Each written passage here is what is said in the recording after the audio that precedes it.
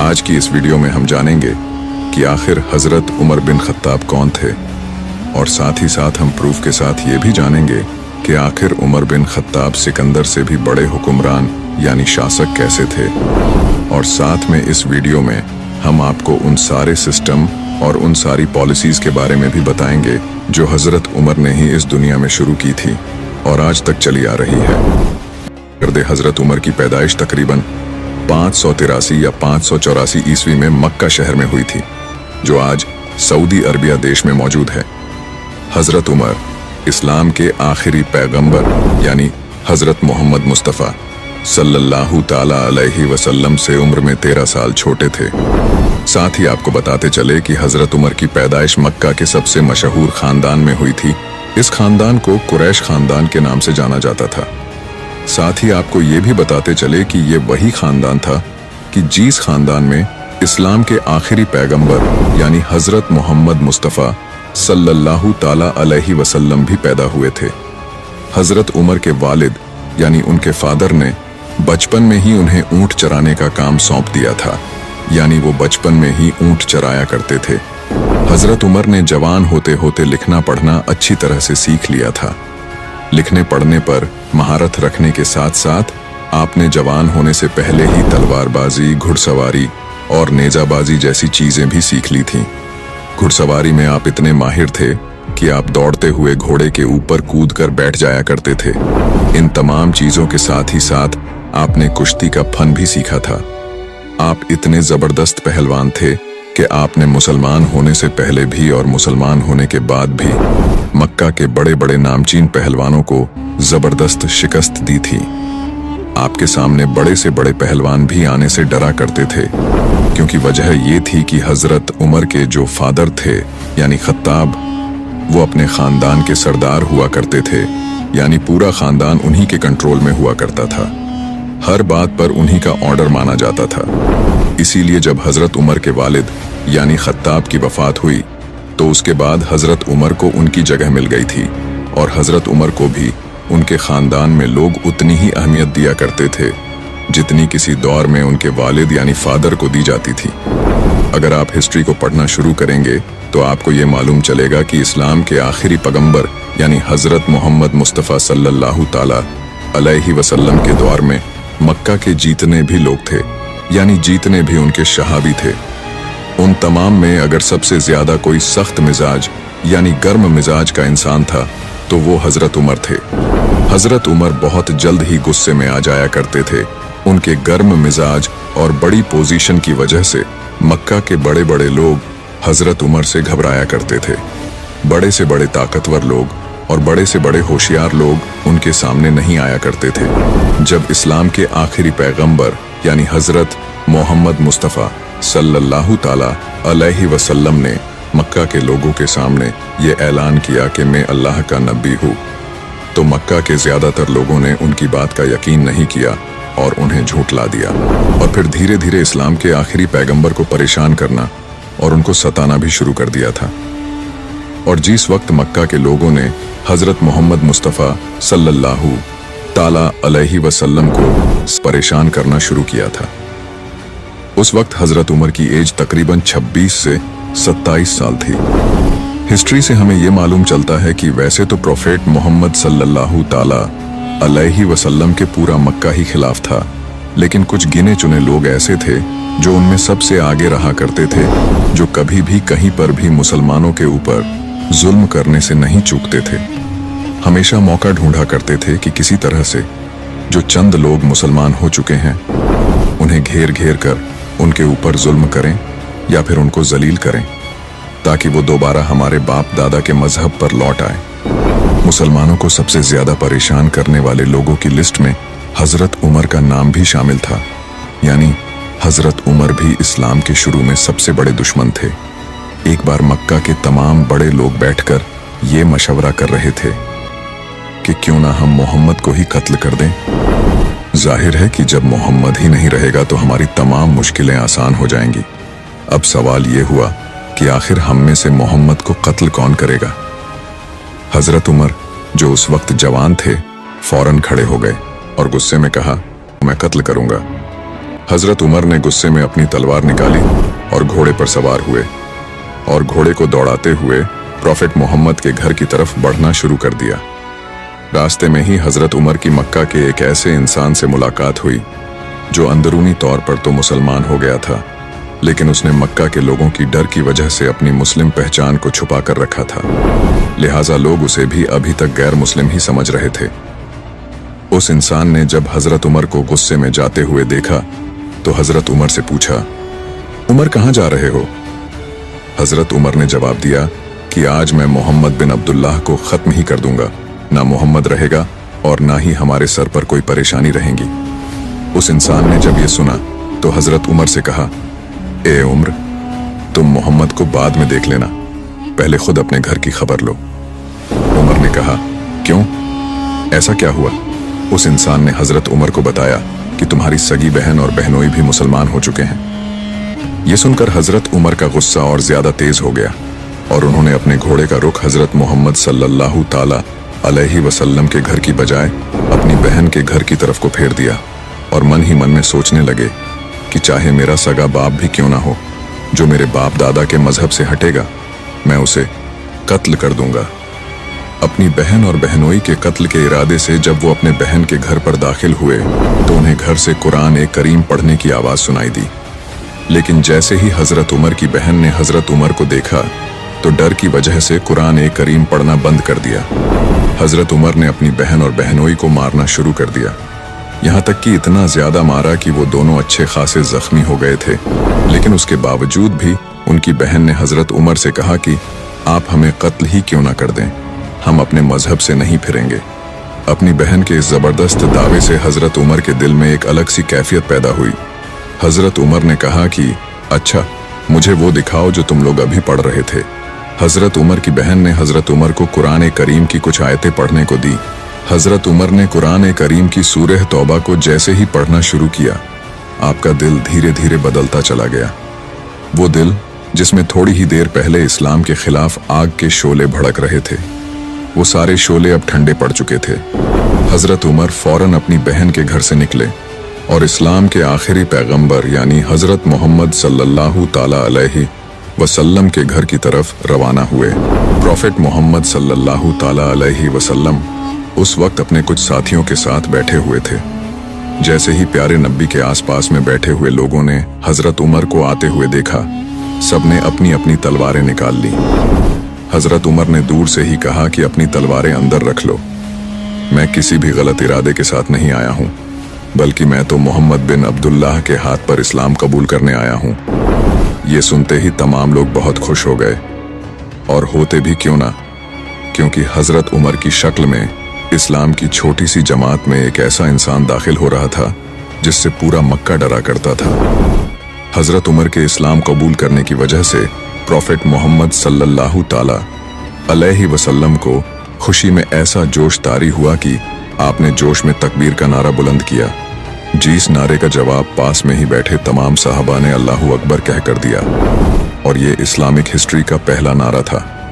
यानी जिस नारे को आज हम नारे तकबीर अल्लाहु अकबर के नाम से जानते हैं, ये वहीं से ही शुरू हुआ था। यानी जब से हजरत उमर इस्लाम में दाखिल हुए थे। हजरत उमर इस्लाम लाने वाले 40वें इंसान थे, यानी उनसे पहले मक्का के 39 लोग मुसलमान हो चुके थे। हजरत उमर से पहले मक्का में जो मुट्ठी भर मुसलमान थे वो अपनी पहचान छुपा कर रखते हैं और अल्लाह की इबादत भी छुप छुप कर अपने घरों में किया करते थे। लेकिन जिस दिन से हजरत उमर मुसलमान हुए, उस दिन से तमाम मुसलमानों ने खुल्लम खुला इबादत करना शुरू कर दी थी। जिस दिन हजरत उमर ईमान लाए थे, उस दिन मक्का के तमाम मशरकिन ने कहा था कि आज मुट्ठी भर मुसलमानों ने हमसे बदला ले लिया।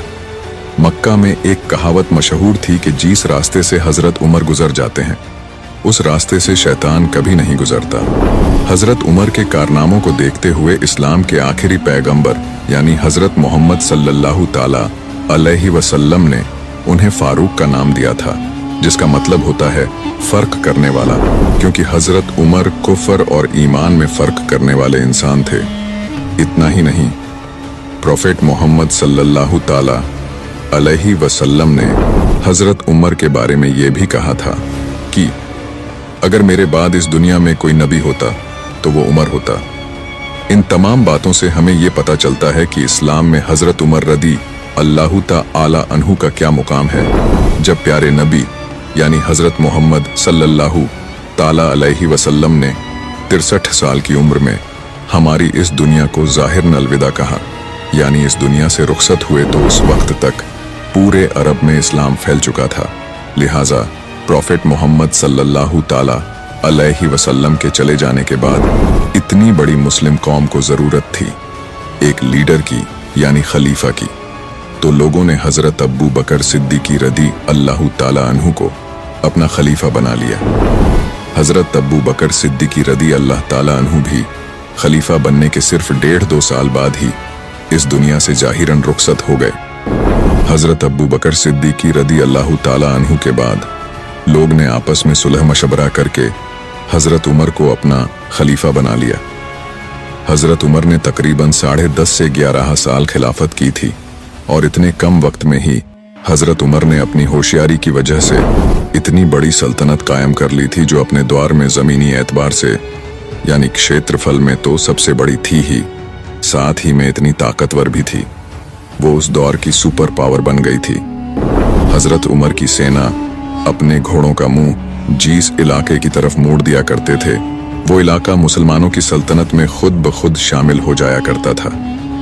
इस्लामिक हिस्ट्री में हज़रत उमर ही वो अकेले इंसान हैं कि जिनके दौर में मुस्लिम इलाकों का सबसे ज़्यादा विस्तार हुआ है, यानी मुस्लिम सल्तनत सबसे ज़्यादा बड़े हिस्से पर फैलती चली गई थी।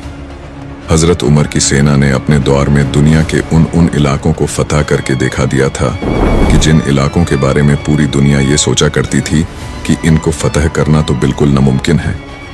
इराक, ईरान और रोम जैसी ताकतवर सुल्तानतें जो अपने ऊपर घमंड किया करती थीं, वो हज़रत उमर की सेना के सामने घुटने टेकने पर मजबूर हो गई थीं। फिलिस्तीन में मौजूद बैतुल मुक़द्दस यानी जीस पर आज भी तीनों धर्मों के लोग यानी मुस्लिम, ईसाई और यहूदी अपना अपना दावा करते हैं। वो भी मुसलमानों में सबसे पहले हज़रत उमर ने ही फतह किया था। हालांकि फिर सदियां गुजर जाने के बाद वो एक बार फिर से मुसलमानों के हाथ से चला गया था, जिसे बाद में सलाहुद्दीन अय्यूबी ने फिर से फतह किया था। हज़रत उमर के दौर में बैतुल मुक़द्दस के फतह होने की कहानी बड़ी ही दिलचस्प है। कहा जाता है कि जब मुसलमानों की फौज ने आसपास के तमाम इलाकों को फतह करने के बाद फिलिस्तीनी का भी चारों तरफ से घिराव कर लिया था और वहां रहने वाले लोगों के सामने घुटने टेकने के अलावा कोई चारा नहीं बचा था, तो उन लोगों ने मुसलमानों के सामने एक शर्त रखी। वहां के लोगों ने मुसलमानों से कहा कि हम बिना जंग किए अमन के साथ ये बैतुल मुक़द्दस तुम्हारे हवाले कर देंगे, लेकिन शर्त यह है कि सुलहनामा तुम्हारे खुद के अमीर यानी जो तुम्हारे खलीफा हैं हज़रत उमर, वो आकर खुद लिखे। अगर वो खुद बैतुल मुक़द्दस में आकर सुलहनामा लिख देंगे तो हम लोग आसानी के साथ और अमन के साथ ये बैतुल मुक़द्दस तुम्हारे हवाले कर देंगे। तो मुसलमानों के छिपा सालार ने फौरन हज़रत उमर की तरफ एक खत रवाना किया। जिस खत में हज़रत उमर को रखी गई शर्त के बारे में बताया गया। हज़रत उमर ने जैसे ही ये खत पढ़ा, आप फौरन ये शर्त मान गए और आपने फौरन बैतुल मुक़द्दस की तरफ रवाना होने का इरादा किया। मदीना में आपने अपनी जगह हज़रत अली को खलीफा बनाया और खिलाफत का सारा काम उन्हीं के सुपुर्द कर दिया और खुद एक ऊंट और एक गुलाम के साथ फिलिस्तीनी की तरफ रवाना हुए, क्योंकि मदीने से फिलिस्तीनी का सफ़र काफ़ी लंबा था और उन लोगों के पास ऊंट एक ही था, इसलिए वो दोनों बारी बारी से सफ़र कर रहे थे। कुछ देर हज़रत उमर ऊंट पर बैठते और उनका गुलाम ऊंट की लगाम पकड़कर आगे आगे पैदल चलता रहता था। जब थोड़ा रास्ता तय हो जाता तो हज़रत उमर ऊंट से नीचे उतरते और अपने गुलाम को ऊंट पर बैठाते और ऊंट की लगाम अपने हाथ में लेकर ऊंट के आगे आगे पैदल पैदल चलते रहते थे। मदीना से लेकर फिलिस्तीन तक का दोनों लोगों ने सफ़र इसी तरह तय किया। जब ये दोनों लोग फिलिस्तीनी में दाखिल हुए तो उस वक्त ऊंट पर बैठने की बारी हज़रत उमर की नहीं बल्कि उनके गुलाम की थी और हज़रत उमर की बारी ऊंट के आगे आगे पैदल चलने की थी। लिहाजा फिलिस्तीन के लोगों ने इन दोनों को देखा तो फिलिस्तीन के लोगों को ये महसूस हुआ कि जो ऊंट के ऊपर बैठा है वही हज़रत उमर है और जो आगे आगे पैदल पैदल चल रहा है वो हज़रत उमर का गुलाम है। हालांकि सच्चाई इसके बिल्कुल उलट थी, और साथ ही साथ हजरत उमर के कपड़े भी ऐसे थे कि जिन पर बेशुमार पैवन लगे हुए थे, यानी जगह जगह से फटे हुए थे। लिहाजा जब फिलिस्तीनी के लोगों को बताया गया कि हजरत उमर ऊंट के ऊपर नहीं बल्कि जो नीचे चल रहे हैं वो है, तो वहां के लोगों को यकीन ही नहीं हुआ, क्योंकि एक ऐसा इंसान जो अपने दौर की सबसे बड़ी सल्तनत का खलीफा है और वो इस तरह की जिंदगी जीता है, ये यकीनन हैरान कर देने वाली बात थी। हजरत उमर ने वहां पर जाकर सुलहनामा लिखा और तमाम लोगों को उनकी जिंदगी की जमानत दी और बैतुलस मुकद्दस को फतह कर लिया। लिहाजा जब फिलिस्तीनी में रहने वाले आम लोगों ने हजरत उमर का रहन सहन का तरीका देखा, उनका अखलाक देखा, तो वो लोग उनसे बहुत ज्यादा इंस्पायर हुए, यानी उनसे मुतासिर हुए। बहुत से लोगों ने वहां पर हजरत उमर को देखकर ईमान कबूल कर लिया।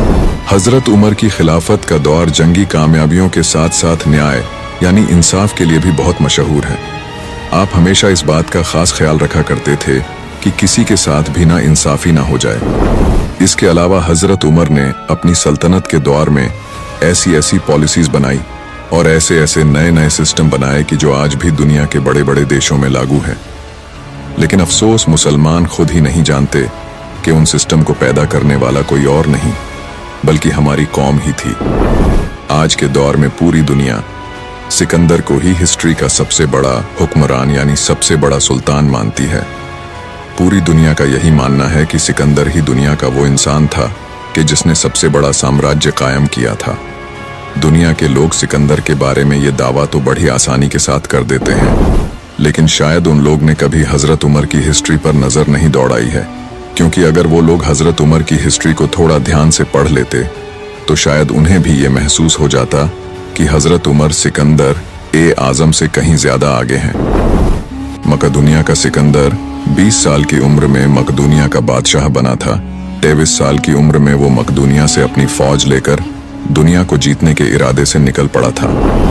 सबसे पहले इसने पूरे यूरोप को फतह किया, उसके बाद ये तुर्की में दाखिल हुआ और तुर्की को फतह करते हुए ये ईरान पहुंचा।